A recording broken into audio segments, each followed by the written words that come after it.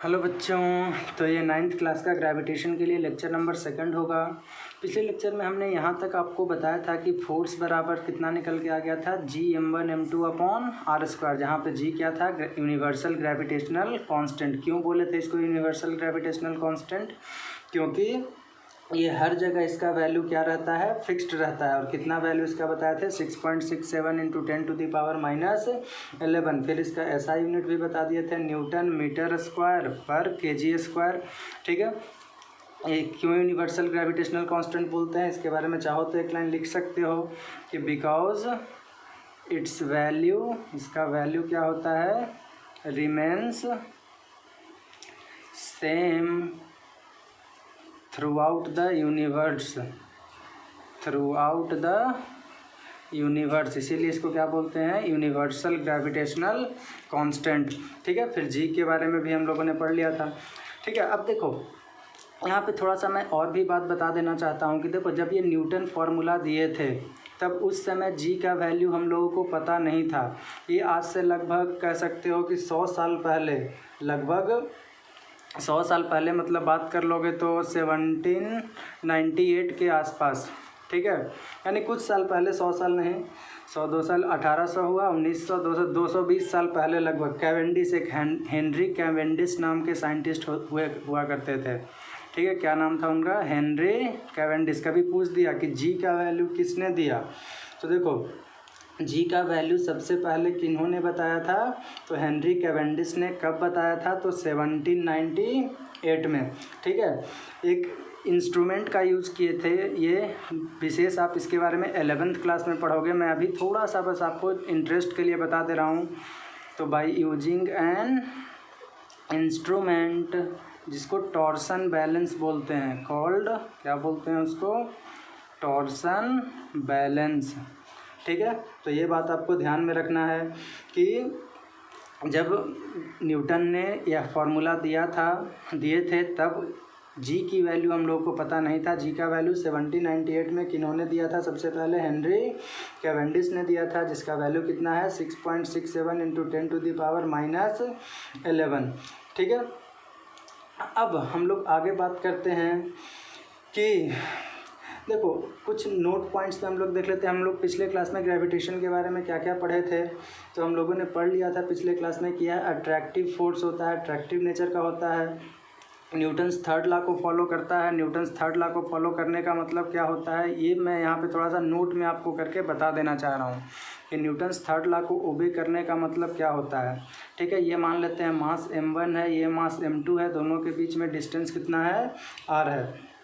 तो क्या बोला गया कि एक फोर्स, यह मास इसको अट्रैक्ट करेगा तो यह मास भी इसको अट्रैक्ट करेगा। ठीक है, तो यानी ये इस पर फोर्स लगाएगा, तो F1 लगा रहा है किस पे, 2 पे। ठीक है, और ये इसको अपनी तरफ खींचेगा, बदले में ये भी उसको अपनी तरफ खींचेगा, तो ये 1 लगा रहा था 2 पे और ये 2 लगा रहा है 1 पे। तो हम लोग क्या लिख सकते हैं कि दोनों वैल्यू आपस में बराबर होगा। न्यूटन्स थर्ड लॉ में क्या पढ़े थे कि दोनों आपस में क्या होता है, बराबर, लेकिन साइन दोनों का, फोर्स वेक्टर क्वांटिटी है, ये इधर और ये इधर खींच रहा है, जस्ट अपोजिट है। तो अपोजिट होने की वजह से इसके पहले साइन क्या आ जाएगा, नेगेटिव का साइन आ जाएगा। ठीक है, इतना आई थिंक आपको ध्यान में होगा। मैंने पिछले लेक्चर में सब बात किया था, बस ये एक इक्वेशन लिख दे रहे थे कि किस तरह से, हालांकि ये न्यूटन्स थर्ड लॉ लिख दिया तो आप लोग समझ सकते हो ऐसे ही। फिर क्या बोले थे कि ये वीकेस्ट फोर्स होता है, सबसे कमज़ोर फोर्स होता है, और सबसे स्ट्रॉन्ग किसको बोले थे, तो उसके लिए एक तरीका बताए थे, NEWG। ठीक है, सबसे ज़्यादा न्यूक्लियर, फिर इलेक्ट्रोमैग्नेटिक, फिर वीक न्यूक्लियर, और सबसे कमज़ोर कौन होता है, ग्रेविटेशनल फोर्स होता है। ठीक है, फिर बताए थे कि ये अट्रैक्टिव नेचर का होता है, शायद हमने डिस्कस कर लिया था। फिर बोले थे कि ये इन्वर्स स्क्वायर लॉ को फॉलो करता है, यानी F इन्वर्सली प्रोपोर्शनल था R² का, उसके लिए इन्वर्स स्क्वायर लॉ भी इसको बोलते हैं, यानी it obeys inverse square law, ऐसे भी बोल सकते हो। इट ओबे करता है क्या, it obeys inverse square law. कैसे, तो क्योंकि F इन्वर्सली प्रोपोर्शनल होता है R² का। इसको प्रूव भी करेंगे हम लोग, टेंशन मत लो, अभी आगे चल के हम लोग इसको प्रूव भी करेंगे। फिर क्या बोले थे, यह सेंट्रल फोर्स भी होता है, इसके बारे में भी बात किए थे। सेंट्रल फोर्स का मतलब क्या होता है, तो देखो सेंट्रल फोर्स का मतलब होता है कि अगर यह मास m1 है, यह मास m2 है, ठीक है, तो ऐसा नहीं है कि यह वाला जो मास है ये इसको अट्रैक्ट कर रहा है, ये इसको अट्रैक्ट कर रहा है, तो कोई दूसरा पाथ ले लेगा। ये जिस पाथ पे है, ठीक है, इसी पाथ पे ये मूव करेगा। मतलब दोनों मासेस के बीच एक लाइन ड्रा कर दो।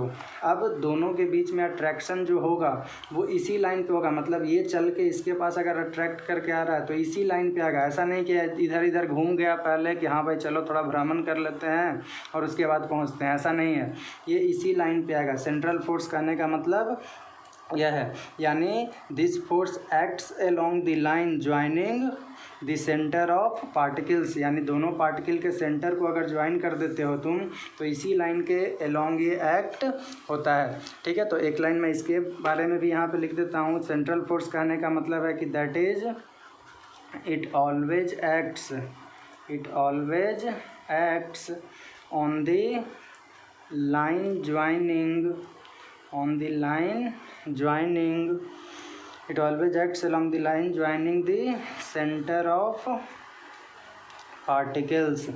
ठीक है, यानी पार्टिकल्स दोनों है या दोनों मासेज जो है उसके बीच में एक लाइन ड्रा कर दो, उसी लाइन के अकॉर्डिंग ये हमेशा लगेगा। ठीक है, एक और भी बात बोल सकते हैं इसमें 5वां पॉइंट में कि यह एक लॉन्ग रेंज का फोर्स होता है। ठीक है, जैसे गैलेक्सीज वगैरह में ये हमेशा लगता है, तो इसीलिए हम लोग और भी एक पॉइंट में क्या बोल सकते हैं कि it is a long range force. तो एक पॉइंट मैं यहाँ पे लिख दे रहा हूँ, आपको दिख रहा होगा शायद, तो मैं लिख देता हूँ कि it is a long range force. ठीक है, तो इतनी बात हम लोग और भी इसमें आप नोट पॉइंट करके, अगर पिछले लेक्चर में छूट गया होगा तो आप देख लेना कि इतना और भी यहाँ पे हम लोग ऐड कर सकते हैं। ठीक है, अब मैं इसको हटा रहा हूँ, आगे की बात करते हैं हम लोग। तो आगे में हम लोग को पढ़ना है, कुछ इफ़ेक्ट्स देख लेते हैं ग्रेविटेशनल फोर्स का कि क्या क्या इफ़ेक्ट होता है। तो अगर आपने इस चैनल को सब्सक्राइब नहीं किया है तो सब्सक्राइब कर लो, अपने दोस्तों को भी बताओ कि हाँ एक लेक्चर आता है सर का, बहुत इंपॉर्टेंट है। मेरा नाम जानते ही हो आप लोग, दिस इज रमन शर्मा। ठीक है, तो चलिए बात करते हैं आगे में। हेडिंग दे दीजिएगा इफ़ेक्ट्स ऑफ ग्रेविटेशनल फोर्स। ठीक है, effects of gravitational force, GF का मतलब कुछ और मत समझ लेना। ठीक है, तो ग्रेविटेशनल फोर्स का क्या क्या इफ़ेक्ट होता है। तो देखो, सबसे पहला इफेक्ट में हम लोग क्या बोल सकते हैं, कभी क्वेश्चन पूछ दिया कि ओशियन जो होता है उसमें टाइड्स क्यों होते हैं। तो देखो, ओशियन में टाइड्स होने का कारण है, बोल सकते हो कि tides in the ocean is due to gravitational force. किसके किसके बीच में, तो ये समुद्र है मान लेते हैं। ठीक है, दिस इज़ ओशियन है ये। ठीक है, और ऊपर में क्या है मान लेते हैं, ये अर्थ था, तो यहाँ पे क्या है, मून है। ठीक है, ये मून है, क्या है ये, मून है। तो देखो, मून जानते ही हो कि नेचुरल सैटेलाइट है अर्थ का। अब देखो, इन दोनों के बीच में क्या है, ये भी ह्यूज मास है और ये भी क्या है, ह्यूज मास है। तो क्या करता है, दोनों के बीच में अट्रैक्शन होता है। अट्रैक्शन होने की वजह से ही हम लोग क्या बोल सकते हैं कि हाई टाइड्स इसमें देखने को मिलता है, यानी पानी ऊपर जाता है, उसी को हाई टाइड्स बोलते हैं। यानी सबसे पहला इफेक्ट में क्या बोल देंगे कि टाइड्स इन ओशियन, ओशियन में जो टाइड्स होता है is due to gravitational force between water of ocean, या water in ocean कर दो, water in ocean and moon। ठीक है, इन दोनों के बीच में ग्रेविटेशनल फोर्स की वजह से ये होता है। और भी क्या बोलेंगे, तो देखो, जो सैटेलाइट होता है, जैसे बोले अभी हम कि अर्थ का, ये अर्थ है तो ये इसका नेचुरल सैटेलाइट होता है। ठीक है, अभी चंद्रयान 2 के बारे में सुन रहे होगे। ठीक है, जो हम लोग मून पे भेज रहे थे। और भी बहुत सारा सैटेलाइट धरती के चारों तरफ घूमते रहता है। जो सैटेलाइट इमेजेस वगैरह की बात करो, जैसे अभी इंडिया चाइना का कॉन्फ्लिक्ट चल रहा है, तो उसमें बहुत सारी इमेजेज आता है कि सैटेलाइट इमेज है, देखिए यहाँ पे चाइना का तंबू लगा हुआ है। तो इस तरह से ये सब हेल्प करने में हम लोग को ये सैटेलाइट मदद करता है।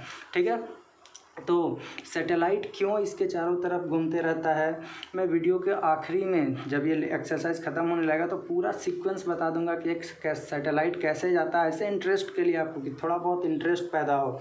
ठीक है, तो हम लोग कह सकते हैं कि the gravitational pull of earth का जो ग्रेविटेशनल पुल है, किसी भी चीज़ को अपनी तरफ खींच लेता है, उसी की वजह से, यानी keeps a satellite orbiting around अर्थ। तो एक पॉइंट दूसरा में हम लोग क्या लिख सकते हैं कि the gravitational pull, gravitational gravitational pull of earth keeps a satellite revolving, sorry orbiting लिख दो, ज़्यादा बेहतर वर्ड है ये, ऑर्बिटिंग अराउंड अर्थ। तो ये सेकंड पॉइंट हो गया। तीसरे पॉइंट में हम लोग क्या बात करते हैं, तो देखो जो रेनफॉल होता है या स्नोफॉल होता है is also possible because of gravitational pull of earth. जैसे रेनफॉल हो गया या स्नोफॉल हो रहा है तो उसका भी अगर कारण कोई तुमसे पूछे, देखो बाकी का विशेष डिस्कशन आप लोग ज्योग्राफी में पढ़ोगे कि किस तरह से रेनफॉल होता है। तो रेनफॉल के लिए आप लोग पढ़े होगे बहुत सारे ज्योग्राफी में कि हाँ प्रेशर में डिफरेंस हो जाता है। इधर मान लेते हैं कि ये लेट अस सपोज ये ओशियन है, ये इधर में लैंड है, ठीक है। तो दोनों की जगह पे क्या होता है, प्रेशर में डिफरेंस होता है। प्रेशर में डिफरेंस होने की वजह से क्या होता है, एयर ब्लो करता है। एयर ब्लो के बारे में, एयर करंट वगैरह के बारे में पढ़े होगे, ठीक है। फिर अगर मान लेते हैं कि ये अर्थ इस तरह से अगर जा रहा है तो लेट अस सपोज कि ये हमारा जो भारत देश है, हर जगह अलग अलग सिचुएशन होता है। जैसे मान लेते हैं कि इंडिया की हम बात करते हैं, ठीक है। तो इंडिया की बात करते हैं। फ़िलहाल मैं ज्योग्राफी नहीं पढ़ा रहा हूँ, बस आपको थोड़ा सा डिस्कशन ऐसे ही कर दे रहा हूँ कि हाँ इंटरेस्ट आप में बना रहे कि हाँ भाई चलो कुछ तो एक्स्ट्रा यहाँ पे मिल रहा है, ठीक है। तो ये इस तरह से मान लेते हैं कि है हमारा देश, ठीक है, प्यारा सा भारत है हमारा। ये इधर में मेरे को टाइम नहीं मिलता है ज़्यादा, नहीं तो मैं पूरा सिलेबस आपका करा सकता हूँ, ठीक है। तो इस तरह से मान लेते हैं कि अर्थ है, इधर में बहुत सारे माउंटेन रेंज है, ठीक है। इधर में बहुत सारा माउंटेन रेंज है। देखो क्यों जानते हो कि इधर में गारो, खासी, जयंतिया 3 होता है, ठीक है। तो यहाँ पे है मलेशिया, जहाँ पे मौसिनराम जगह है, वहाँ पे सबसे ज़्यादा रेनफॉल होता है। क्यों होता है, क्योंकि देखो एयर करेंट्स जब ब्लो करता है, ठीक है, इस तरह से एयर करेंट्स आ रहा है तो ये इससे टकराता है, और टकराने के बाद ये क्या होता है, जो भी क्लाउड्स वगैरह के फॉर्म में जा रहा है, ठीक है, या एवोपरेट होकर के पानी जा रहा है, जो भी है, ठीक है। विशेष मैं किसी दिन अगर टाइम मिला तो बताऊंगा रेनफॉल का पूरा सीन आपको। तो ये टकराता है और टकराने के बाद यहाँ पे हो जाता है। बोलो कि यहाँ पे राजस्थान में क्यों नहीं होता है, तो यहाँ पे अरावली जानते होंगे कि इस तरह से होता है, ठीक है। इधर से जो मान लेते हैं कि विंड्स जो जा रहा है इधर से, वो जाकर के यहाँ पे टकराने के बाद इधर ही गिर जाता है, रेनफॉल हो जाता है। इस वजह से यह वाला हमारा कौन सा पोर्शन हो जाता है, किसका है, डिजर्ट का, ठीक है। तो ये सब ज्योग्राफी का चैनल, ज्योग्राफी का सिलेबस है। फिलहाल हम लोग यहाँ पर बस इतना जानने की कोशिश कर रहे हैं कि रेनफॉल और स्नोफॉल जो होता है वह भी, उसका भी कहीं ना कहीं कारण क्यों गिर रहा है ऊपर से, क्योंकि ग्रेविटी, अर्थ का ग्रेविटी उसको अपनी तरफ क्या कर रहा है, खींच लेता है, ठीक है। तो एक लाइन और भी मैं यहाँ पे एक और पॉइंट में क्या लिख देता हूँ कि rainfall and snowfall is also possible due to gravitational pull of earth, ठीक है। ETC कर देता हूँ। तो यह सब क्या है, कुछ इफ़ेक्ट्स है ग्रेविटेशनल फोर्स का, ठीक है। तो वीडियो को पॉज करके आप इसको पूरे अच्छे तरीके से लिख लीजिए। अब मैं आपको आगे बताने की कोशिश कर रहा हूँ कि जैसे पिछले लेक्चर में मैंने आपसे बात किया था कि जो अर्थ होता है, अर्थ कोई भी, जैसे इस ऑब्जेक्ट को हम लोग छोड़े तो ये नीचे की ओर गिरता हुआ दिखाई दिया हम लोगों को, ठीक है, लेकिन अर्थ हम लोग की तरफ आता हुआ दिखाई नहीं देता है। तो आखिर ऐसा क्यों होता है, देखो उसका बहुत ही सिंपल सा कारण है। क्या कारण है, हम लोग अभी बात कर लेते हैं उसके बारे में। जैसे मान लेते हैं कि उसको क्वेश्चन के फॉर्म में हम लोग लेकर के चलते हैं, ठीक है। उसका सिंपल सा रीज़न अगर हम तुमको बोले तो यह बोलोगे कि जो मास है इसका, जैसे मैं इसको गिरा रहा था तो इसका मास बहुत ही कम है, ठीक है। या फिर मैंने आपको यह बताया था कि एक सुंदर कन्या है यहाँ पे, ठीक है, ये है सुंदर कन्या, ठीक है। और इधर में है एक बकलोल लड़का और दिस इज सुंदर कन्या, ठीक है। और ये बेचारा ग्रेविटेशन पढ़ के आया, बोला कि सर तो आज हमको पढ़ाए हैं कि कोई 2 मासेज नज़दीक में रहेगा तो आपस में खींच लेगा। तो जाकर के सुंदर कन्या के बगल में खड़ा हो गया कि हाँ भाई चलो बगल में खड़ा हो जाएंगे थोड़ी दूर में। ये मास m1 है, इसका मास m2 है। इसका मास मान लेते हैं कि 50 kg का है और ये मान लेते हैं कि 80 kg का लड़का है। ठीक है, दोनों के बीच में दूरी कुछ मान लो कि 2 मीटर दूर पे जाकर के बेचारा ये खड़ा हो गया और सोच रहा है कि किसी तरह सुंदर कन्या, बिल्कुल दम देख रहा है, हंस रहा है, देख रहे हो कि किसी तरह ये सुंदर कन्या आ जाए अट्रैक्ट होकर के मेरे तरफ। ग्रेविटी, क्योंकि हम पढ़े हैं कि 2 मासेज अट्रैक्ट करता है। देखो कर सकता है, करता भी है, फोर्स भी लगाता है, लेकिन अभी तुमको यहाँ पे पता चलेगा कि क्यों नहीं आ पाता है। देखो फोर्स बराबर कितना पढ़े थे, Gm1 × m2 अपॉन r², ऐसा पढ़े थे हम लोग। g की वैल्यू कितना पढ़े तो 6.67 × 10⁻11 इंटू m1 कितना है तो m1 है 50, m2 कितना है तो m2 है 80 और बटा r का स्क्वायर, तो 2 का स्क्वायर करोगे कितना 4 हो जाएगा। इससे ये कैंसिल हो जाएगा कितनी टाइम्स 40 टाइम्स। अब देखो ये कितना हो जाएगा 6.67 × 10⁻11 इंटू इसको मल्टीप्लाई करोगे 5 के 20 पर 00, इतना हो जाएगा। अब देखो इसको जब तुम मल्टीप्लाई करोगे तो 6 और 2 से गुना करोगे तो 6 दूनी 12, लगभग 13 के आसपास होगा। लगभग का साइन दे रहा हूँ मैं। 13 इंटू 10⁻11 है, 3 0 ये ख़त्म कर देगा तो बच जाएगा कितना -8 बच जाएगा। ठीक है, अब देखो तो 13 को मतलब कि यहाँ से यह हम लोग देख रहे हैं कि 13 को डिवाइड किया जा रहा है 10 के पावर -8 का मतलब कितना, नीचे में आकर के 8 0 हो जाएगा। ठीक है, 3 6 2 8।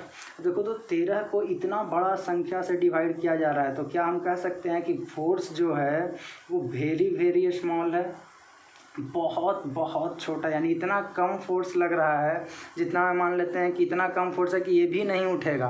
ठीक है, एक चींटी तो इधर से उधर होगा ही नहीं, इतना कम फोर्स है ये। तो समझ लो ये सुंदर कन्या इसके पास कैसे आ सकती है कि नहीं। तो ऐसा नहीं है कि फोर्स नहीं लगा रहा है। ठीक है, ये सुंदर कन्या भी इसको अपनी तरफ खींच रही है, ये भी इसको अपनी तरफ खींच रहा है, लेकिन फिर भी क्यों मिलन नहीं हो रहा है दोनों का, क्योंकि जो फोर्स लग रहा है दोनों के बीच में वो क्या है, बहुत बहुत कमज़ोर है। इस वजह से आपस में दोनों एक दूसरे को अट्रैक्ट नहीं कर पाता है। ठीक है, तो यह सब बातें हम लोग देख लिए। कुछ 1 2 और एग्जांपल मैं ले लेता हूँ, कुछ न्यूमेरिकल्स देख लेते हैं। ठीक है, तो ये बात ध्यान रखिएगा कि क्यों किसी को अट्रैक्ट नहीं करता है। अर्थ की केस में भी देखोगे तो देखना, फोर्स निकाल करके देखोगे तो फोर्स की वैल्यू इतना छोटा आएगा कि यानी सिंपली यह पूछे कि कोई अर्थ क्यों मूव करता हुआ दिखाई नहीं देता है, तो सिंपली यह बोलोगे क्योंकि अर्थ का जो मास है वो बहुत बड़ा होता है और जो पार्टिकल का मास है अर्थ के रिस्पेक्ट में बहुत ही कम होता है। अर्थ की मास की बात करोगे तो 6 × 10⁻24 kg होता है। ठीक है, मास ऑफ अर्थ कितना होता है 6 × 10⁻24 kg, यानी 6 पे 24 0। समझ सकते हो कितना बड़ा हो जाएगा नंबर। ठीक है, तो मास अर्थ का बहुत ज़्यादा होता है और ऑब्जेक्ट का मास कितना रहेगा, अगर ऑब्जेक्ट कोई भी लेते हो तो 100 kg तुम ही वो मान लेते हैं, तो कितना kg हार्डली होगा किसी आदमी का वेट, 100-200 kg होगा ज़्यादा से ज़्यादा। ठीक है, ऐसे 50 60 70 80 इतना ज़्यादा नहीं होता है। तो इस वजह से यानी इसका मास बहुत ज़्यादा है, इसका मास बहुत कम है, इसीलिए ये ऑब्जेक्ट इसकी तरफ जाता हुआ दिखाई देता है लेकिन अर्थ इसकी तरफ आता हुआ दिखाई नहीं देता है। ठीक है, तो इस बात को आप ध्यान में रखिएगा। अब आगे हम लोग बढ़ते हैं, कुछ 1 2 न्यूमेरिकल्स कर लेते हैं, फिर आगे में और हम लोग देखेंगे कि क्या क्या है। जैसे मान लेते हैं, या उससे पहले मैं आपको एक छोटा सा और डेफिनेशन बता देना चाहता हूँ, डेफिनेशन ऑफ जी। कभी कोई बोल दे कि जी का डेफिनेशन बताइए, यानी ग्रेविटेशनल कांस्टेंट जो देखे थे यूनिवर्सल ग्रेविटेशनल कांस्टेंट, तो जी की वैल्यू क्या है। तो देखो इसका डेफिनेशन मैं मैथमेटिकल फॉर्म में दे रहा हूँ। F बराबर कितना पढ़े थे, Gm1 m2 बटा r²। ठीक है, अगर यहाँ पे मान लेते हैं मास है पहले का 1 kg, दूसरा जो मास है वह भी मान लेते हैं कि 1 kg का है और दोनों के बीच में डिस्टेंस जो है वो मान लेते हैं 1 मीटर है, तो फोर्स बराबर कितना होगा। देखो तो G m1 1 है इंटू m2 भी 1 है और r भी 1 है, तो 1 × 1 1 का स्क्वायर 1 ही रह जाएगा। ठीक है, यानी सब 1 × 1/1 यानी बच जाएगा कितना ये g, यानी फोर्स किसके बराबर हो गया, g के बराबर हो गया। तो इसी चीज़ को मैथमेटिक्स के लैंग्वेज में लिख दो कि फोर्स जो जी है वो फोर्स के बराबर होगा कब, जब मास 1 kg लेंगे, यानी दोनों मासेज 1 kg का होगा और दोनों के बीच में डिस्टेंस कितना होगा, 1 मीटर का होगा। यानी इस तरह से कह सकते हैं कि the universal gravitational constant is the force of attraction, यह क्या है, फोर्स ऑफ अट्रैक्शन है between two masses of 1 kg, दोनों मासेज कितना है 1 kg each, kept at A distance of कितना 1 मीटर। ठीक है, क्या बोले फिर से कि यह इसके बराबर होगा, यानी कि यूनिवर्सल ग्रेविटेशनल कांस्टेंट क्या है, एक फोर्स ऑफ अट्रैक्शन है। कब फोर्स ऑफ अट्रैक्शन होगा, जब जो दोनों मासेज लिए हैं वो 1-1 kg का होगा और दोनों के बीच में डिस्टेंस कितना होगा, 1 मीटर का होगा। ठीक है, यानी क्या लिख सकते हैं कि the universal gravitational constant, UGC समझ लेना, शॉर्ट में लिखें, universal gravitational constant is the क्या है, is the force of attraction, is the force of attraction between 2 point masses, between 2 point masses of 1 kg each, of 1 kg each, placed at a, या kept at a भी लिख सकते हो, placed at a distance of 1 metre. ठीक है, तो बस इसका डेफिनेशन हो गया, डेफिनेशन ऑफ जी हो गया। ठीक है, इसको भी वीडियो को पॉज करके आप लिख लो। अब मैं आपको क्वेश्चन 2-4 करा देता हूँ। ठीक है, 2-3 क्वेश्चन कर लेते हैं, सब एक ही टाइप का रहेगा। देखो जैसे क्वेश्चन पूछ क्या सकता है, पहले टाइप देख लो।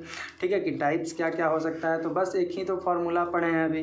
कौन सा फार्मूला पढ़े हैं, तो F बराबर जी m1 m2 बटा r²। इसमें देखो जी का वैल्यू जाना हुआ है ही हम लोग को, क्या दे देगा, m1 और m2 की वैल्यू, m1 दे देगा, m2 दे देगा, r दे देगा और फोर्स तुमसे पूछेगा। पहला क्वेश्चन का टाइप यह हो सकता है, तो गुना भागा करने आता है या 9th क्लास में चले गए हो। दूसरा क्या पूछ सकता है, तो फोर्स की वैल्यू दे देगा। ठीक है, जी की वैल्यू जानते ही हो। ठीक है, m1 दे देगा, m2 भी दे देगा और r की वैल्यू तुमसे पूछ दिया।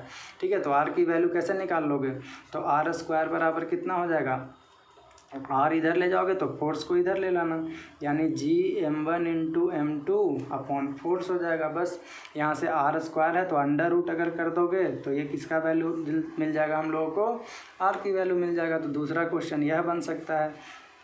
तीसरा क्वेश्चन, दोनों में से कोई एक मास ना दे, बाकी सब दे दे, यानी फोर्स की वैल्यू दिया रहे, जी की वैल्यू जानते ही हो, m1 की वैल्यू दिया रहे, r की वैल्यू दिया रहे और तुमसे क्या पूछ दे कि m2 की वैल्यू बताइए। ठीक है, m1 या m2 कोई भी एक दिया रहेगा, दूसरा वैल्यू पूछ सकता है। तो जो एक अननोन है, मान लेते हैं कि m2 अननोन है, तो m2 बराबर कितना लिख लोगे यहाँ से बताओ, तो m2 बराबर सिंपली कितना लिख लेंगे, f into r square upon नीचे में कितना हो जाएगा, g इंटू m1। ठीक है, इस तरह से m2 की वैल्यू निकल जाएगा। तो बस इतना ही सा प्रश्न इसमें तुमको पढ़ना है।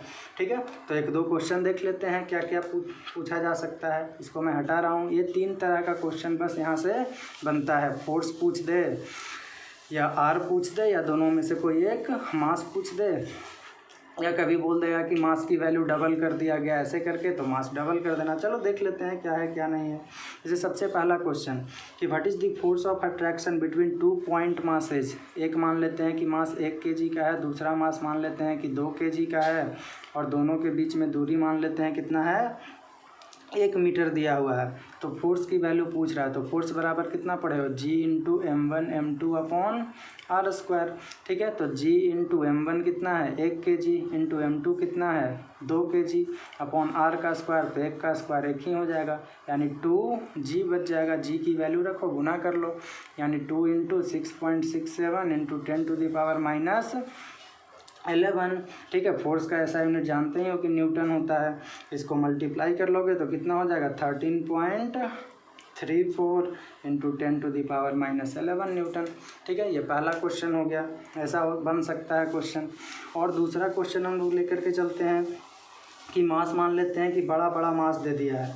ठीक है, जैसे इस तरह से कि what is the force of gravity acting on a point object of mass 1 kg। ये मान लेते हैं कि अर्थ है, अर्थ का मास मैंने आपको बता दिया है कि 6 × 10⁻24 kg होता है। ठीक है, क्वेश्चन समझना अच्छे से। क्या बोल रहा है कि what is the force of gravity acting on a point object of mass 1 kg released from a height of 1 metre from the surface of earth. ये अर्थ का सरफेस है, यहाँ से 1 मीटर ऊपर से, कितना मीटर से है, 1 मीटर ऊपर से एक ऑब्जेक्ट को छोड़ा गया है जिसका मास कितना है, 1 kg का है। ठीक है, 1 kg के मास को यहाँ से छोड़ा गया है। तो अब तुमसे यह पूछ रहा है कि कितना फोर्स लगेगा, फोर्स की वैल्यू तुमसे पूछ रहा है। ठीक है, तो देखो, तो एक मास यह हो गया, दूसरा मास अर्थ हो गया m2, me की जगह m2 भी लिख सकते हो। ठीक है, और दोनों के बीच में दूरी कितना हो गया, तो दोनों के बीच में डिस्टेंस कितना हो गया देख सकते हो। देखो, ये यहाँ से लेकर के सेंटर ऑफ दी, अभी जो हम लोग कॉन्सेप्ट पढ़े थे उसमें याद करो, लिखे थे क्या कि सेंटर ऑफ दी ऑब्जेक्ट या सेंटर ऑफ पार्टिकल, तो सेंटर से लेकर के चलते हैं, तो सेंटर से आगे जाओगे तो ये दूरी इसका कितना हो गया, इतना हो गया। इस बात को ध्यान में रखना है। तो रेडियस ऑफ अर्थ कितना होता है, ये यहाँ से यहाँ क्या कहलाएगा, रेडियस ऑफ अर्थ, यहाँ से यहाँ तक क्या कहलाएगा, रेडियस ऑफ अर्थ कहलाएगा। ध्यान देना, यहाँ से यहाँ ये क्या है, रेडियस ऑफ अर्थ। ये सब क्वेश्चन में दिया रहेगा, सब कुछ रटने का ज़रूरत नहीं है। रेडियस ऑफ अर्थ होता है 6.4 × 10⁻6400 किलोमीटर होता है। मीटर में चेंज कर लोगे तो × 6 मीटर हो जाएगा। ठीक है, अब हम लोग और भी क्या देख सकते हैं, फोर्स हम लोग को निकालना है। तो फोर्स बराबर कितना पढ़े हैं, Gm1 × m2/r²। जी की वैल्यू जानते ही हो, रख देना, इंटू m1 की वैल्यू 1 है, m2 की वैल्यू कितना है, तो m2 की वैल्यू यह है, यानी 6 × 10⁻24/r का स्क्वायर करोगे, तो r का स्क्वायर करोगे तो कितना हो जाएगा, 6.4 × 6.4 × 10⁻6 इसको कटिंग कुटिंग कर लेना अपना, तो ये आ जाएगा लगभग 9.7 न्यूटन के बराबर हो जाएगा। अब बोलोगे कि सर यहाँ पे 1 मीटर क्यों नहीं जोड़े, देखो इसके सामने इतने ज़्यादा मास के रेडियस के सामने 1 मीटर क्या है, कुछ है, तो इसको नेग्लेक्ट कर दिए। देखो अगला क्वेश्चन क्या पूछा है, calculate gravitational force between earth और सन के बीच में ग्रेविटेशनल फोर्स कितना लग रहा है। तो देखो यहाँ पे मास बड़ा बड़ा है, एक अर्थ है दूसरा सन है, तो यहाँ पे जो फोर्स निकलेगा वो तुमको ऐसा लगेगा कि हाँ बहुत बड़ा वैल्यू है, क्योंकि दोनों मास बहुत बड़ा बड़ा है। ठीक है, तो चलिए बात कर लेते हैं हम लोग। तो अगर इसमें बात करोगे तो फोर्स बराबर तो हम लोग को पता है Gm1 × m2/r का स्क्वायर होता है। ठीक है, जी की वैल्यू जानते ही हो, 6.67 × 10⁻−11। m1 एक मास, किसी को m1 m2 मान सकते हो, तो 6 × 10⁻24 × m2 इसको मान लो, तो 2 × 10⁻30 हो जाएगा, और अपॉन r का स्क्वायर करोगे तो इसका स्क्वायर करोगे मतलब 1.5 × 1.5 का स्क्वायर कर दिया, इसका स्क्वायर करोगे तो 10⁻22 हो जाएगा। ठीक है, अब इसको तुम सोल्व करोगे, 10⁻ अलग कर लेना, इस सबको अलग अलग करके सोल्व कर लोगे तो ये लगभग तुम्हारा आ जाएगा 35.57 × 10⁻21 न्यूटन। देखो 21 है, इतना ज़्यादा फोर्स लगता है सन और अर्थ के बीच में। ठीक है, और कब, जब इतना ज़्यादा दूरी था तब, इसीलिए इसको हम लोग क्या बोले थे, अभी थोड़ी देर पहले क्या पढ़े थे, लॉन्ग रेंज फोर्स है। क्यों बोलते हैं, क्योंकि जब डिस्टेंस बहुत ज़्यादा रहता है दो ऑब्जेक्ट के बीच में, तब क्या होता है ये, तब जा कर के इतना ज़्यादा फोर्स इसमें हम लोग को दिखाई देता है कि हाँ फोर्स लग भी रहा है। ठीक है, तो ये बात था इसमें। अगला टर्म जो हम लोगों को इसमें पढ़ना है वो हम लोग पढ़ेंगे सेंट्रीपिटल फोर्स के बारे में। ठीक है, आई थिंक ये सब आपको बहुत इजी लगा होगा, समझ में आ गया होगा पूरी तरह से।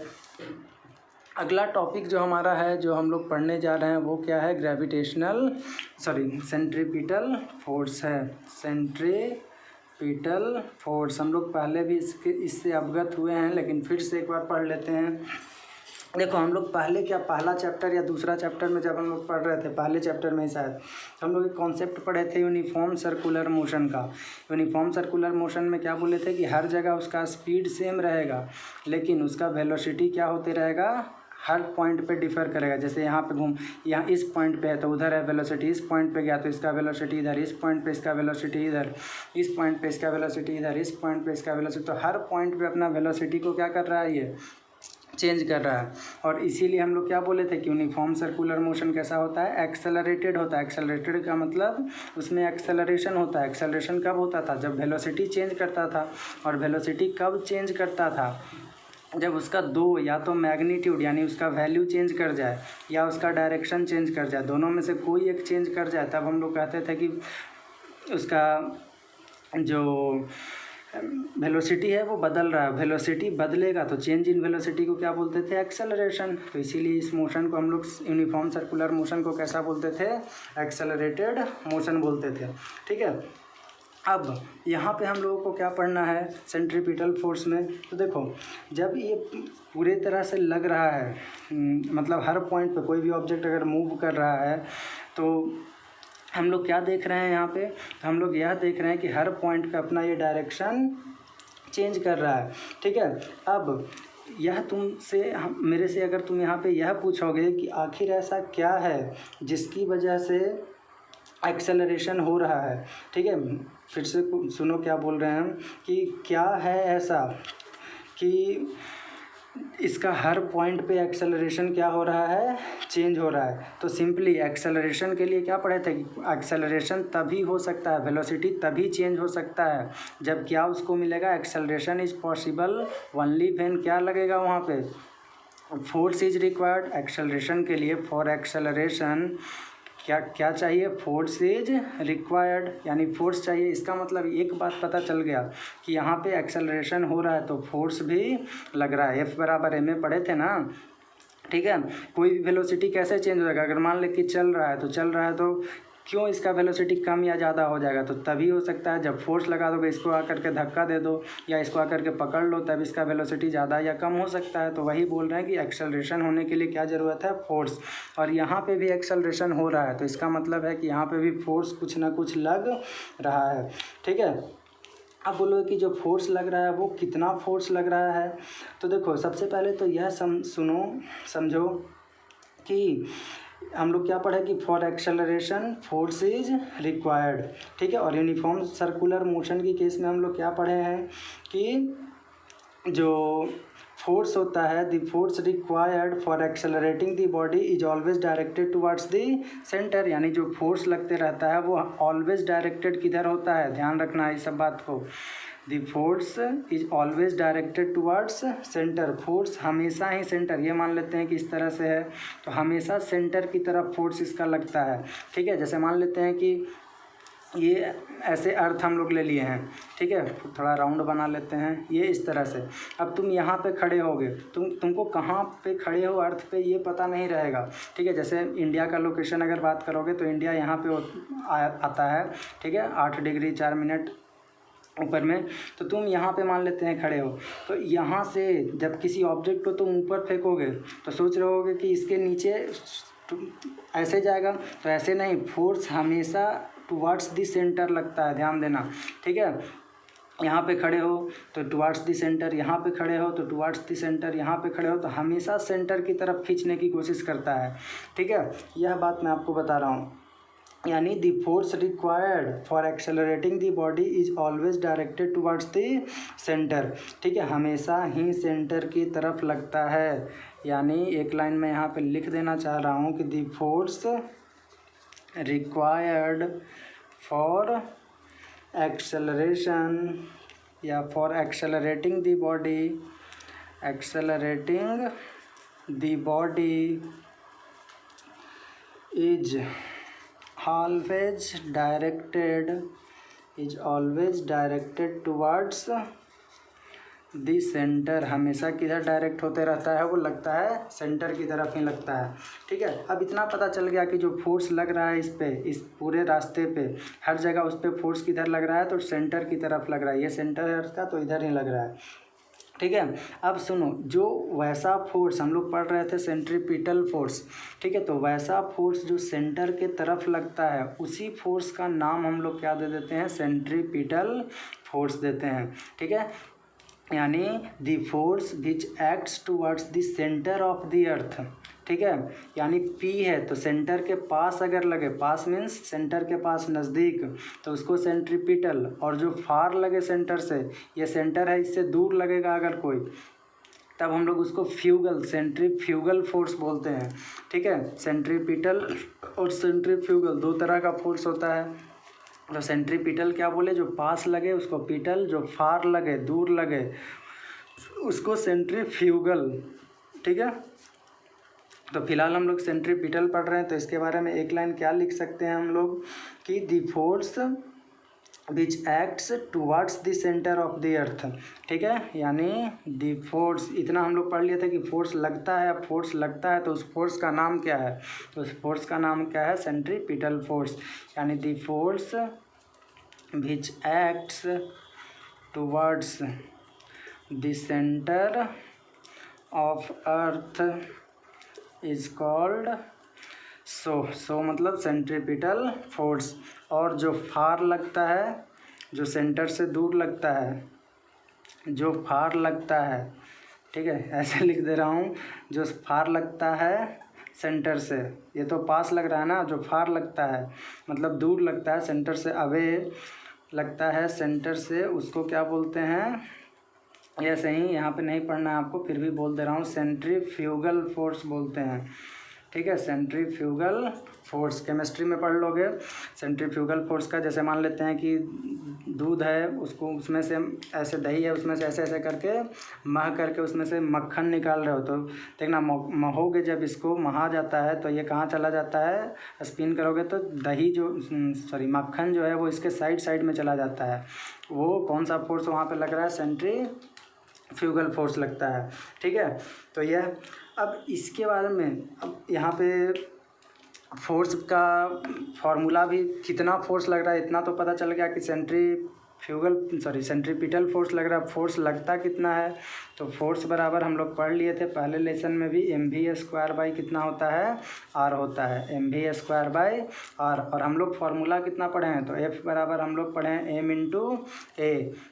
अब देखो मास की जगह पे मास है, एक्सेलरेशन की जगह पे कितना है, देखो इस मास की जगह पे ये मास है, और एक्सेलरेशन की जगह पे कितना है, सॉरी mv²r है, तो एक्सेलरेशन की जगह पे कितना है, v²r है। यानी यहाँ से हम लोग इन दोनों इक्वेशन को अगर मैच करोगे तो यहाँ से क्या लिख सकते हैं कि एक्सेलरेशन बराबर कितना होता है, v²/r होता है। इसका 11th क्लास में प्रूफ वगैरह भी पढ़ लोगे। तो इतना बस आपको यहाँ से ध्यान रखना है कि एक्सेलरेशन कितना होता है, v²/r होता है, ठीक है। अब जो हम लोगों पहले देखे थे, इसको छाप लेना वीडियो को पॉज करके। तो और कोई भी संदेह होता है कमेंट सेक्शन में ज़रूर बोलो कि हाँ सर समझ में नहीं आया। मैं अगली जब भी लेक्चर लूँगा तो ज़रूर आपको बता दूँगा कि आपका डाउट क्या है, ठीक है। तो और वीडियो कैसा लगेगा ज़रूर बताना कमेंट करके कि हाँ सर बहुत अच्छा लग रहा है, मज़ा आ रहा है, और पढ़ाइए आगे। तो मेरा भी थोड़ा लगता है कि हाँ भाई बच्चों को समझ में आ रहा है तो और पढ़ा देना चाहिए, ठीक है। नहीं करते हो कमेंट तो थोड़ा सा मुश्किल हो जाता है यार। तो चलो अगला में हम लोग बात कर लेते हैं कि how did Newton gas inverse square law, ठीक है। इन्वर्स स्क्वायर लॉ को न्यूटन कैसे गेस किए थे, ठीक है। यानी क्यों वो समझ गए थे कि फोर्स इन्वर्सली प्रोपोर्शनल होता है r² का। इसका प्रूफ हम लोग देख रहे हैं, जो अभी थोड़ी देर पहले हम लोग इन्वर्स स्क्वायर लॉ देखे थे, उसी का प्रूफ कि कैसे आखिर न्यूटन ने गेस किया होगा इस चीज़ को, ठीक है। कैसे वो किए होगा इस चीज़ को गेस, तो हम लोग अभी पढ़े हैं कि फोर्स बराबर कितना होता है, mv²/r होता है, ठीक है। पहले चैप्टर में और याद करो, v बराबर हम तुमको बताए थे कि 2πr/ कितना होता है, t एंगुलर वेलोसिटी के लिए, क्योंकि ये इस तरह से चल रहा है। तो v वेलोसिटी कितना होता था उस सिचुएशन में, वेलोसिटी होता था डिस्टेंस बाय टाइम या डिस्प्लेसमेंट बाय टाइम। तो डिस्टेंस या डिस्प्लेसमेंट पूरे सर्कुलर पाथ पे कितना होता है, 2πr, ठीक है। सरकमफेरेंस के बराबर तो 2πr/t ऐसा लिख सकते हैं। अब देखो इसको पहला इक्वेशन मान लो, इसको इक्वेशन नंबर सेकंड। अब v का वैल्यू यहाँ पे यूज़ कर लो, यानी यूज़ कर ले रहे हैं क्या चीज़, सेकंड इन फर्स्ट। तो सेकंड को फर्स्ट में अगर यूज़ कर लेते हो तुम तो क्या मिल जाएगा, देखो तो फोर्स बराबर मिल जाएगा m × v का स्क्वायर करोगे तो 4π² r²/t यानी 4 पाई स्क्वायर आर स्क्वायर और बटा नीचे में कितना टी स्क्वायर, स्क्वायर कर रहे हैं और बटा नीचे में आर था तो इस आर को लिख लो यहाँ पे। ठीक है, एक आर से एक आर कैंसिल हो जाएगा और बच जाएगा बस कितना यहाँ पे ये, तो बच जाएगा 4 pi square m into r, 4 pi square m into एक आर बच गया अपॉन नीचे में कितना हो गया टी स्क्वायर हो गया। ठीक है, ऐसा लिख सकते हैं। अब देखो टी स्क्वायर बराबर और क्या, केपलर्स लॉ में पढ़े थे हम लोग, केपलर्स थर्ड लॉ में, according to Kepler's third law. तो केपलर्स के थर्ड लॉ में क्या पढ़े थे कि टी स्क्वायर बराबर कितना होता है, आर का क्यूब होता है, या के आर क्यूब लिख सकते हो। ऐसा पढ़े थे कि T square directly proportional r cube का होता है। प्रोपोर्शनलिटी का साइन हटाएंगे तो कांस्टेंट कितना आ जाएगा के। तो अब टी स्क्वायर की जगह पे कितना लिख सकते हैं, इतना। इसको इक्वेशन नंबर तीसरा मान लो, इसको इक्वेशन नंबर चौथा मान लो और टी स्क्वायर का वैल्यू यहाँ पे यूज कर लो, यानी यूज कर ले रहे हैं किसको, T square in, use value of T square in तीसरा। तो क्या मिल जाएगा हम लोगों को, देखो तो फोर्स बराबर हम लोगों को मिल जाएगा यहाँ से 4 pi square m into r upon T square की जगह पे कितना आर का क्यूब लिखेंगे, क्योंकि के कांस्टेंट है तो के को हटा देना है, लिख लो अगर ज़्यादा संदेह है तो लिख लो। ठीक है, एक आर से एक आर कैंसिल हो जाएगा, 2 आर बच जाएगा, 3 गो था यहाँ पे, तो बराबर कितना बच गया 4 पाई स्क्वायर एम अपॉन के, 4 पाई स्क्वायर एम अपॉन के और इंटू 1 अपॉन कितना आर स्क्वायर लिख सकते हैं। अब देख लो ये पूरा टर्म हमारा क्या है, कांस्टेंट है, 4 कांस्टेंट है, पाई कांस्टेंट है, मास कांस्टेंट है और के तो कांस्टेंट था ही। ठीक है, तो ये पूरा कांस्टेंट है। तो जब पूरा कांस्टेंट है तो यहाँ से हम लोग क्या लिख सकते हैं कि फोर्स इन्वर्सली प्रोपोर्शनल किसका होगा, आर स्क्वायर का होगा। तो इस तरह से न्यूटन ने गेस किया था। ठीक है, तो देख लो कौन कौन सा स्टेप, सबसे पहला सेंट्रीपिटल फोर्स, फिर भी की वैल्यू यहाँ पे रख लिए और भी की वैल्यू रख लिए, सोल्व किए तो इतना आ गया था। अब जब नीचे में टी स्क्वायर आया तो टी स्क्वायर को केपलर्स लॉ से बस इतना तो किए हैं, फोर्स बराबर इतना, भी बराबर इतना, और जब यहाँ से टी स्क्वायर आ गया तो टी स्क्वायर की जगह पे ये वाला रख दिए, सोल्व किए, आ गया कि फोर्स इन्वर्सली प्रोपोर्शनल किसका होता है, आर के स्क्वायर का होता है। ठीक है, तो ये हो गया। अगला टर्म जो हमारा इसमें पढ़ना है, थोड़ा सा भी संदेह हो, मैं बार बार बोल रहा हूँ कि कमेंट कीजिए कि हाँ सर ये बात समझ में नहीं आया, मैं फिर से आपको बता दूँगा। देखो अगला टर्म जो हम लोगों को यहाँ पे पढ़ना है वो है एक्सेलरेशन ड्यू टू ग्रेविटी, जो बहुत इंपॉर्टेंट टॉपिक है। ठीक है, तो हेडिंग दे दीजिए क्या, acceleration due to gravity. Acceleration term आप लोग पढ़ चुके हो, क्या है एक्सेलरेशन, होता है चेंज इन वेलोसिटी। तो चेंज इन वेलोसिटी किसकी वजह से भाई, तो ग्रेविटी की वजह से। ठीक है, उसी को एक्सेलरेशन ड्यू टू ग्रेविटी बोलते हैं, यानी change in acceleration due to change in velocity due to gravity, उसी को हम लोग एक्सेलरेशन ड्यू टू ग्रेविटी बोलते हैं। या इसी को दूसरे लैंग्वेज में बोल सकते हो due to attraction of earth towards its centre, ऐसे भी इसको बोल सकते हो। ठीक है, यानी क्या बोल देंगे कि the acceleration of a body due to attraction of earth towards its center is called acceleration due to gravity small g, यानी एक्सेलरेशन किसकी वजह से हो रहा है, तो अट्रैक्शन ऑफ अर्थ की वजह से हो रहा है। या इसी को और भी क्या लिख सकते हैं, और में हम क्या बोले कि एक्सेलरेशन को क्या बोलते हैं, चेंज इन वेलोसिटी, और चेंज इन वेलोसिटी किसकी वजह से हो रहा है भाई, तो ग्रेविटी की, यानी अर्थ के अट्रैक्शन की वजह से हो रहा है।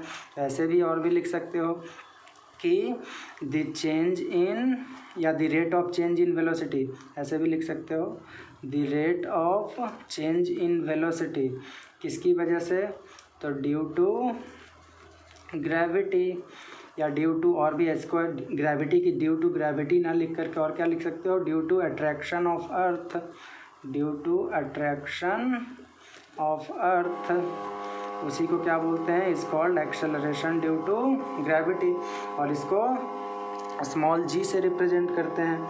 ठीक है, अब इसका फॉर्मूला क्या हो जाएगा, तो फोर्स बराबर क्या पढ़े हैं, एम इंटू ए, और यहाँ पे एक्सेलरेशन का काम कौन कर रहा है, तो जी काम कर रहा है। ठीक है, यानी इसकी जगह पे हम लोग क्या लिखेंगे, एम इंटू जी, यानी फोर्स बराबर यहाँ पे क्या हो जाएगा, एम इंटू जी हो जाएगा।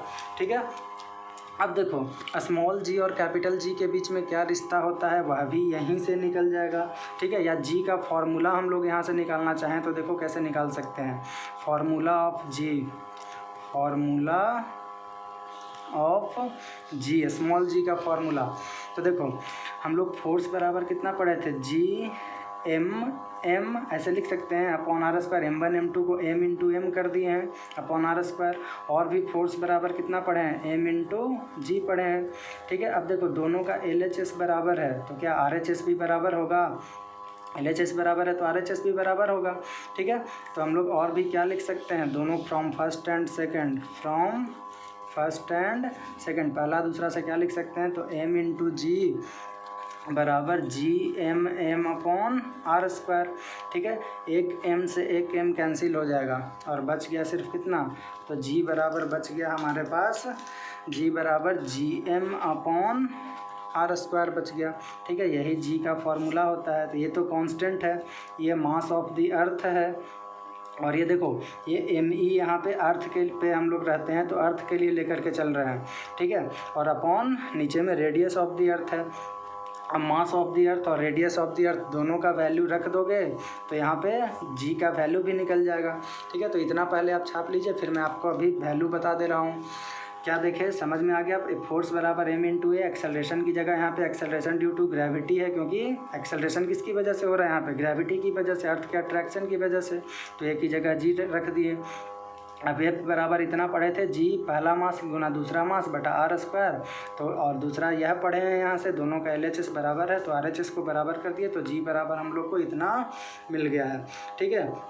तो यहाँ से इतना बात तो पता चल गया कि जो एक्सेलरेशन ड्यू टू ग्रेविटी है वो डिपेंड कर रहा है किस चीज़ पे, मास पे और रेडियस पे। यानी जो भी अर्थ मास है ऑब्जेक्ट का, उसका मास कितना है और उसका रेडियस कितना है, उस चीज़ पे डिपेंड कर रहा है किसका वैल्यू, जी की वैल्यू डिपेंड कर रहा है। यानी अगर अर्थ पे हो, ठीक है, मास ऑफ द अर्थ पे डिपेंड कर रहा है, ध्यान रखना, मास ऑफ ऑब्जेक्ट पे डिपेंड नहीं कर रहा है, और रेडियस ऑफ द अर्थ पे डिपेंड कर रहा है। यानी जैसे जैसे तुम प्लैनेट को चेंज करोगे वैसे वैसे जी का वैल्यू भी क्या होता जाएगा, चेंज करेगा।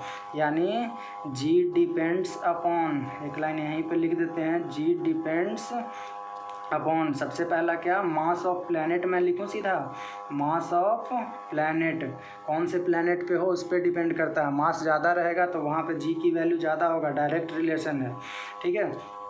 और दूसरा किस पे डिपेंड करता है, तो रेडियस ऑफ प्लैनेट पे, यानी जिस भी प्लैनेट पे हो उस प्लैनेट का रेडियस कितना है। अब तीसरा कभी तुमसे यह पूछ दिया कि क्या मास ऑफ द ऑब्जेक्ट पे डिपेंड किया, तो देखो ये ऑब्जेक्ट का मास था, ये स्मॉल m क्या है, मास ऑफ ऑब्जेक्ट है। जैसे ये ऑब्जेक्ट हुआ मार्कर तो यह मास ऑफ ऑब्जेक्ट है, ये वाला टर्म तो कैंसिल हो गया, यानी यह मास ऑफ द ऑब्जेक्ट पे डिपेंड नहीं करता है। मास ऑफ द ऑब्जेक्ट पे डिपेंड नहीं करता है कहने का मतलब क्या है, तो नहीं करता है, इसका कहने का मतलब यह है कि कोई सा भी, जैसे अर्थ हो गया तो उस पर हमेशा जी का वैल्यू सेम ही रहेगा। मून पे चले गए तो ऊपर में मास ऑफ मून, नीचे में रेडियस ऑफ मून, और वहाँ पे जी का जो वैल्यू होगा वो हमेशा फिक्स रहेगा, ठीक है। कुछ भी हो जाए वो चेंज नहीं करेगा। जुपिटर पे चले जाओ तो mass of Jupiter, radius of Jupiter, Saturn पे चले जाओ mass of Saturn, radius of Saturn रख दो ऊपर नीचे, ठीक है। जी का वैल्यू हमेशा फिक्स है, यूनिवर्सल है, ठीक है। यानी एक पॉइंट और क्या लिख सकते हैं कि it does not depend upon किस पे, मास ऑफ ऑब्जेक्ट, ठीक है। मास ऑफ ऑब्जेक्ट पे डिपेंड ये नहीं करता है, ठीक है। तो इस बात को आप लोग ध्यान में रखना है आपको, ठीक है। इसको हटाओ, फिर मैं जी की वैल्यू निकाल करके आपको अभी दिखा देता हूँ। जी कौन कौन से फैक्टर किस पे डिपेंड कर रहा है वो हम लोगों ने देख लिया, ठीक है। कुछ सिचुएशन है जब मैं बताऊँगा कि और भी जी की वैल्यू थोड़ा बहुत वेरी करता है, क्यों वेरी करता है भाई, तो उस पर भी आऊँगा मैं, वो शायद अगले लेक्चर में होगा, क्योंकि ज़्यादा वीडियो लंबा ना हो जाए, इस वजह से इसको मैं जल्दी कंक्लूड करने की कोशिश करूँगा आज। बस आखिरी टॉपिक आज का यह है कि वैल्यू ऑफ जी, यानी जी का वैल्यू क्या होता है, वैल्यू ऑफ स्मॉल जी। तो देखो स्मॉल जी बराबर हम लोग कितना पढ़ लिए, अभी आ गया हमारे पास GM अपॉन आर स्क्वायर। अर्थ के लिए देख रहे हो तो मास ऑफ अर्थ और रेडियस ऑफ अर्थ, तो जी की वैल्यू 6.67 × 10⁻⁻11 मास ऑफ अर्थ अभी अभी पढ़े थे पहले 6 × 10⁻24 और रेडियस ऑफ अर्थ कितना पढ़े थे 6.4 × 10⁻6। तो इसका स्क्वायर करोगे, ठीक है, और इसको गुना भागा कर लोगे तो इसी का वैल्यू निकल कर के आता है कितना 9.8 मीटर पर सेकंड स्क्वायर, जिसको हम लोग कैलकुलेशन करने के लिए कितना लेकर के चलते हैं 10। और एक्सेलरेशन का ऐसा यूनिट जान ही रहे हो पहला चैप्टर से, मास पर मीटर पर सेकंड स्क्वायर होता है, ठीक है। तो इस तरह से अब कौन कौन से फैक्टर पे जी की वैल्यू वेरी करता है कुछ, ठीक है, यानी 9.8 ना हो करके वो कौन कौन से फैक्टर पे डिपेंड करता है, कैसे कैसे वेरी करता है। अर्थ के ऊपर में चले जाओ तब करेगा, नीचे में चले जाओ तब करेगा, अर्थ का शेप है उसकी वजह से करता है, अर्थ का रोटेशन हो रहा है उसकी वजह से करता है। तो ये सब पे कैसे कैसे करता है वह सब बात हम लोग पढ़ेंगे अब अगले क्लास में। तो आज के लिए इतना ही, चैनल को सब्सक्राइब कर लो। धन्यवाद, जय हिंद।